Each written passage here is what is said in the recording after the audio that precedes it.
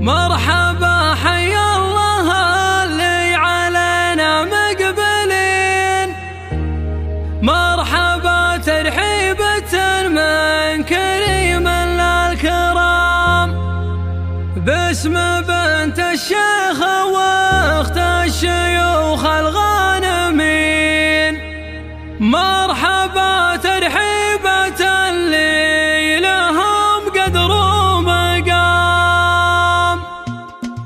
مرحبا حيا الله اللي علينا مقبلين، مرحبا ترحيبة من كريم للكرام، باسم بنت الشيخ واخت الشيوخ الغانمين. مرحبا ترحيبة اللي لهم قدر ومقام، مرحبا والعود الازرق من يسار ومن يمين، والدلال الصور بالكيف من قدر الحشام. مرحبا بضيوفنا كل وقت وكل حين، فرحة لنا بحارث على حد الغمام. يا حفيد الأكابر والجدود الصارمين، وابن زيز والرياجيل ما فيها كلام، من فعول ابوك عايض ودرب الغانمين، سالك درب المراجل ودرب المقام، ومشيها بنت شيخ الفرق اليمين، علي قدره وصيته مع الغربان قام. شيخنا محمد فخر للشيوخ الحازمين، عايز كل النوام مثل عطله وسام، والفخر بالحال لهم في النبن،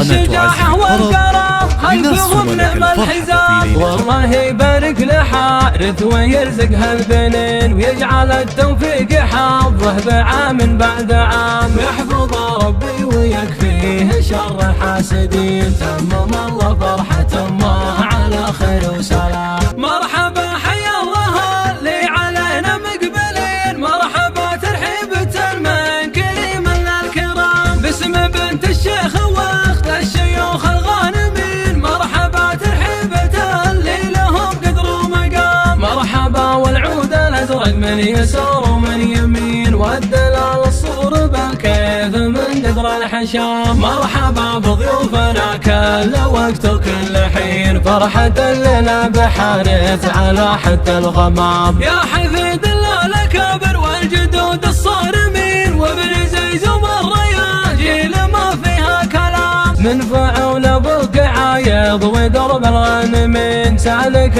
درب المراجل ودربنا المقام، ومشيها بنت شيخ الفرق اليمين، علي قدره وصيته مع الغربان قام. شيخنا محمد فخر من الشيوخ الحازمين، عايز كل النوام مثل عطله وسام، والفخر بالحال لهم في النبن، الشجاعة والكرم خلفهم نعم الحزام. والله يبارك لحارث ويرزقها البنين، ويجعل التوفيق حظه بعام بعد عام، يحفظ ربي ويكفيه شر الحاسدين، تمم الله فرحة امه على خير وسلام. يحفظ ربي ويكفيه شر الحاسدين، تمم الله فرحة